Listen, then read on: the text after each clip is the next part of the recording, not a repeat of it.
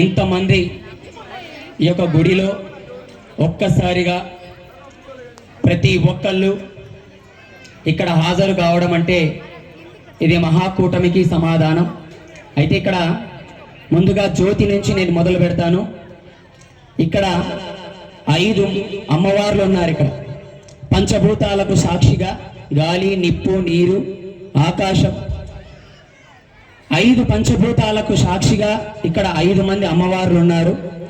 ఇక్కడ ఒక జ్యోతి వెలిగిస్తున్నారు. ఆ జ్యోతి వెలుగుతూనే ఉంది. అదే జ్యోతి మీ గుండెల్లో వెలిగించుకుంటే అదే నిజమైన అమ్మవారు అవుతుంది. అదే జ్యోతి అరణ్యంలో అంటే అడవిలో వెలిగిస్తే అది కారు చిచ్చు అవుతుంది. అదందరూ కూడా దహించుకొని పోతుంది. మనము నీతిగా ఉండాలి. మన మనసు అలా కల్మషం లేకుండా ఉండాలి. ఎందుకు నవరాత్రులు ఎన్నో భజనలు జరుగుతూ ఉన్నాయి. స్వాములందరూ ఏకమైనారు.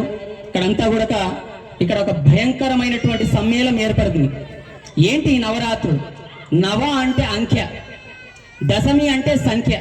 అంకెకు సంఖ్యకు మధ్య తేడా. అంకె అంటే 9. 9 లోపు అంటే ఏకపక్షంగా ఉంటుంది అది అంకె. జతగా ఉన్నటువంటి దాన్ని 0ని 1గా చేర్చబడేటటువంటిదే దశమి, అది సంఖ్య. అదే అమ్మవారు. గట్టిగా మీరందరూ ఒక్కసారి చప్పట్లు కొట్టాలి. ఆ సంఖ్యే మనకు అమ్మవారు. ఇక్కడ ఒక గుడి కట్టడము అంటే అది సర్వసామాన్యమైనటువంటి విషయం కాదు. ఇక్కడ అల్లురెడ్డి బాబాయి స్వామి, వెంకరెడ్డి స్వామి, కోటిరెడ్డి స్వామి, ఆదినారాయణ స్వామి, డివి స్వామి, హరిస్వామి మొదలగు కృష్ణస్వామి మొదలగు వాళ్ళందరూ కూడా ఎంతో మంది ఇక్కడ కొంతమంది వస్తూ ఉన్నారు. మనకు ఎన్నో ఉన్నాయి విషయాలు. తిందాం అన్నదంట చిటికిన వేలు, ఎక్కడి నుంచి తిందామన్నదంట ఉంగరం వేలు, అప్పు తెచ్చి తిందామన్నదంట మధ్య వేలు, బెదిరించి చూపించి తిందామన్నదంట చూపుడు వేలు. మీరందరూ కూడా ఏకంగా అండి, పిడికిలు బిగించండి. నేనున్నానంటూ అమ్మవారు పిడికిలు గట్టిగా బిగించంటే బొటన వేలు ముందుకు వేసి గట్టిగా ఒకసారి చెప్పాలి, జై దుర్గమ్మ, జై దుర్గమ్మ. ఇక్కడ ఎన్నో ఉన్నాయి. వినాయక చవితి మామూలు అయితేనేమి, మొహరం మామూలు అయితేనేమి, దసరా మామూలు అయితేనేమి, ఇంటి పబ్బాలు అయితేనేమి, పండగలు అయితేనేమి, మధ్యతరగతి కుటుంబ వాళ్ళు బతికేదానికైతేనేమి ఎన్నో ఉన్నాయి. అమ్మా అమ్మా తల్లి, తల్లి దుర్గమ్మ, ఒక్క నిమిషం నీ గొప్పదనమే తల్లి.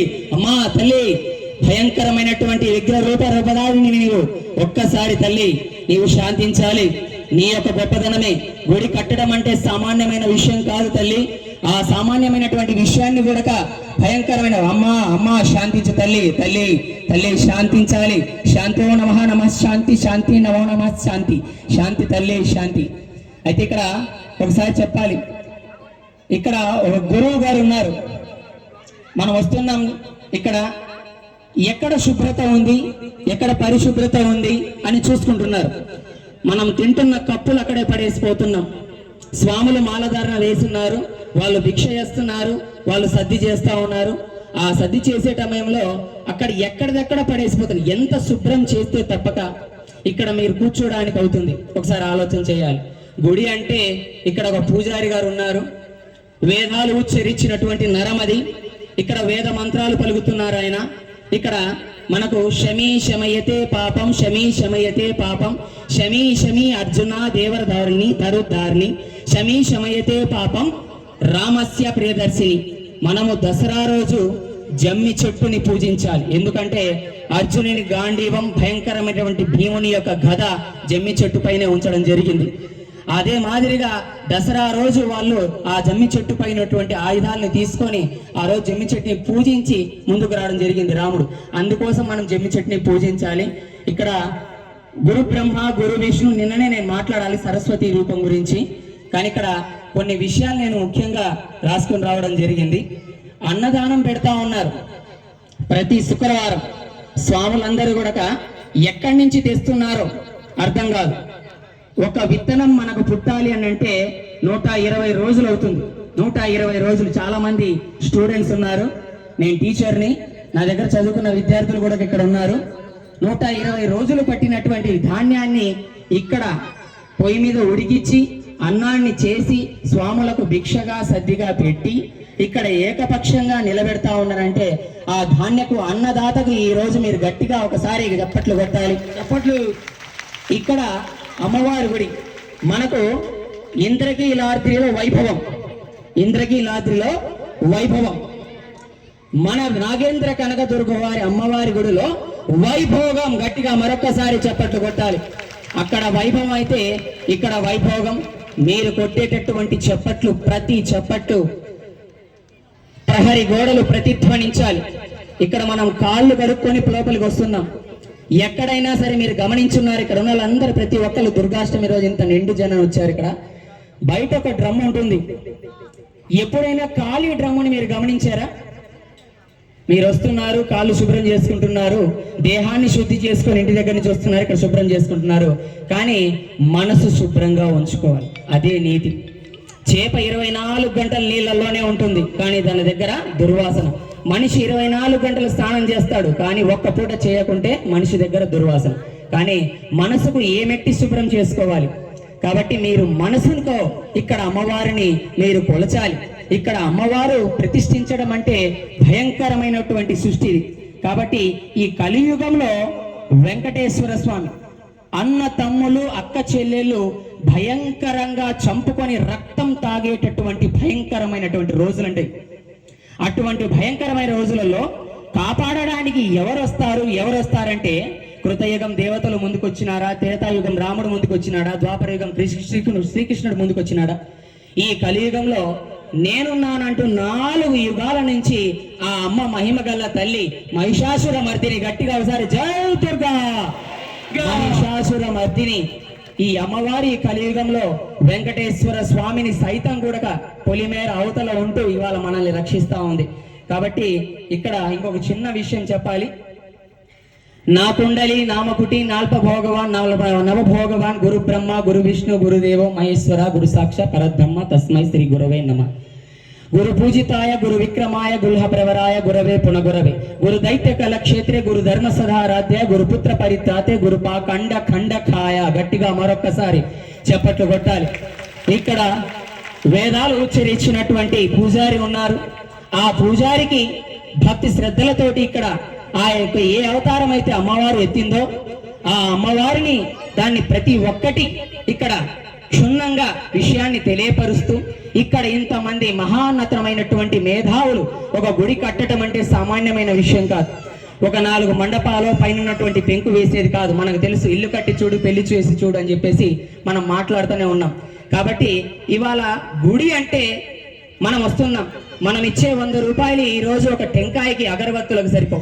కానీ మీరందరూ పూనుకోవాలి, మీరందరూ కూడా ఏకపక్షం అవ్వాలి. ఇక్కడ ఏకపక్షం అయితేనే గుడి పూర్తవుతుంది. అప్పటికప్పుడు నవరాత్రులు ఈ రకంగా ఎలా చేయాలి అంటే ఆ స్వాములు ఎవరైతే కొంతమంది నేను ఫస్ట్ పేర్లు చెప్పినారో ఆ స్వాములు వెంకరెడ్డి స్వామి, అల్లురెడ్డి బాబాయ్, కోటిరెడ్డి స్వామి, ఆదినారాయణ స్వామి మొదలగు స్వాములందరూ కూడా రేపు అమ్మవారి నవరాత్రులు మొదలవుతున్నాయి. పాపం భక్తులు ఎక్కడ కూర్చుంటారు అని వాళ్ళు మాట్లాడుకుంటుంటే నేను విన్నాను. వాళ్ళ కోసం ఎక్కడా కూడా భయపడాల్సిన పని లేదు. 2 లక్షల రూపాయలైనా ఏర్పాటు చేసి గుడికి వైభవాన్ని రమ్మన్నట్టు గట్టిగా ఒక్కసారి మీరందరూ వాళ్ళకందరికీ కూడా మీరు థ్యాంక్స్ చెప్పాలి. గుడి వైభవానికి ఇంత చక్కగా మీరు అలంకరించి మీ ముందు పెట్టినారు. అయితే ఇదే మాదిరిగా అమ్మవారు పూనకం, పూనడం, అలంకరించడం, దీపం, జ్యోతి ఎన్నో చెప్పాను ఇప్పుడు. కానీ పూనడం అమ్మవారు ఒక శక్తి అమ్మ. నేను హిందూయేతర వాడిని, ముస్లిం. మసీదులలో నాకు ఇవాళ భయాన్ ఉంది, ఇస్మాకు వెళ్ళాలి నేను. కానీ నవరాత్రులు పోతే మళ్ళా తిరిగి రావని నేను ప్రతి రాత్రి ఇక్కడ ఉండే సేవ చేస్తూనే ఉంటాను. నేను అందరూ తిన్న తర్వాతే నేను తింటాను. వాళ్ళందరికీ సేవ చేస్తూనే ఉన్నాను. ఎన్నో సంవత్సరాల నుంచి వస్తున్నాను. అమ్మవారు నన్ను అడుగుతున్నారు, ఎప్పుడు గజ్జ నువ్వు కడతావు అమ్మవారికి? ఈ సంవత్సరం గజ్జ కట్టలేదే అంటే ఈ రోజు కడతాను రేపు కడతాను అనేది కాదు. అమ్మవారు నాకు గజ్జ కట్టమని వాళ్ళ చెప్పింది. కానీ కొన్ని కారణాల వల్ల నేను ఇవాళ గజ్జ కట్టలేకపోయినాను. రేపు 3 భాగాలు గజ్జ కడతాను స్వామి. ఖచ్చితంగా అమ్మవారికి ఎవరు ఏమన్నా సరే నేను కడతాను. అమ్మవారు పూనినప్పుడు అదొక శక్తి అమ్మ. మీరందరూ ఇక్కడ గుడికి వస్తున్నాము, నమ్మారా లేదా, అమ్మవారు ఉందా లేదా అన్నదానికి నిదర్శనం అది వాళ్ళు పూనకం రావడం. నిజంగా వస్తే ఎవరు ఆగలేరమ్మా. ఆ శక్తి భయంకరమైన శక్తి, ఆది పరాశక్తి. గట్టిగా ఒక్కసారి మీరందరూ చప్పట్లు కొట్టాలి. ఆది పరాశక్తి శక్తులకే శక్తి, శక్తి స్వరూపిణి ఆవిడ రాదు. పూనడం వచ్చినప్పుడు కొంతమంది వ్యంగ్యంగా సెల్లు వీడియోలు, దుర్గాస్వామి పాపం రోజు ఎవరు తీస్తే ఏమాకండి, సెల్లు లాక్కుంటా ఏమంత భయంకరం, అంత అవసరం? మన సెల్లులలో అమ్మవారిని బంధిస్తే ఊర్లో ఎట్లా తిరగాలమ్మా తల్లి పాపం, ఎక్కడ తిరగాలి? కాబట్టి మీరందరూ కూడా ఖచ్చితంగా నిండుగా మీరందరూ రేపు రావాలి. నేను 3 భాగాలు గజ్జ కడతాను, మీ అందరి ఆశీర్వాదం ఉండాలి. మరొక్కసారి మీరు గుడి కట్టడాన్ని, వైభవాన్ని మరొక్కసారి మీరందరూ పెద్ద మనసు చేసుకొని ఆలోచించి, పాపం ఆ గుడి కట్టడానికి ఎవరైతే ధర్మదాతలు, ధర్మకర్తలు ముందున్నారో వాళ్ళందరికీ మీరు చేయి కలిపి చైతన్యవంతులుగా నిలబడతారని మరొక్కసారి మీరందరికీ కూడా విజయదశమి శుభాకాంక్షలు తెలియజేస్తూ, నాకు అవకాశం ఇచ్చిన ప్రతి ఒక్కరికి ధన్యవాదాలు తెలియజేస్తున్నాను.